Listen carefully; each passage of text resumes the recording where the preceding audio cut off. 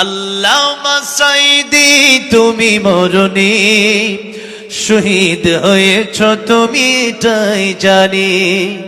আল্লামা সাঈদী তুমি মরণি, শহীদ হয়েছ তুমি তাই জানি। কারাগারে কাটালে 13টি বছর, বাতিল কেঁপেছে তোমায় দেখে থর থর। ঠিক না ঠিক? তবে যে ছিলে মোদের নয়ন মনি, শহীদ হয়েছ তুমি তাই জানি।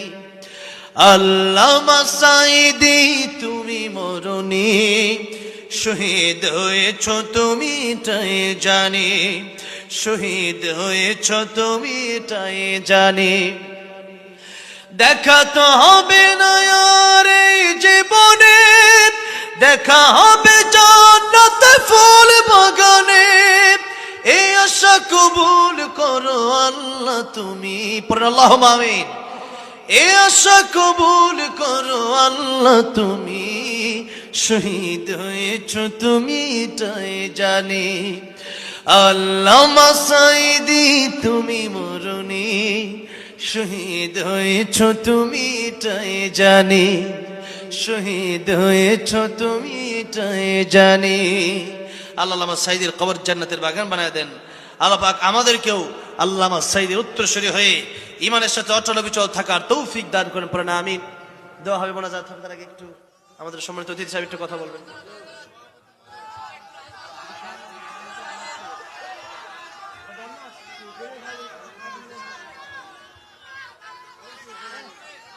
আচ্ছা, এত রাতে আজান, আসলে এত রাতে দিনের সমালোচনা হয়, তারপরেও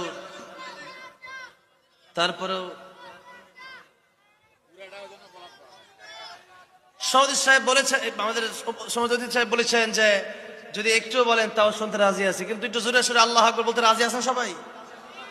আল্লাহু আকবার বলতে রাজি, কিন্তু ওইটা মানে তো মুখে বলা যায় তো, ফিরি ফিরি তো। আর এই যে যখন টাকা দিতে বলছে 4000 পাওয়া গেছে মাত্র, এটা কেমন কথা রে ভাই? রুমালের কালেকশন হলে ভালো হয় নাই, তাহলে আর কয়েকজন একটু দাঁড়ান যে আমি দেবো 1000 মাদ্রাসার জন্য 1000 টাকা। হ্যাঁ, এরকম কি আছে একটু আগে আর 6 জন লোক দেন, মাত্র 10 জন লোক চাইলে 10 জন লোক পাওয়া গেল না, আর 6 জন লোক একটু দেন তাইলে 1000 করে, একটু হাতটা উঠান।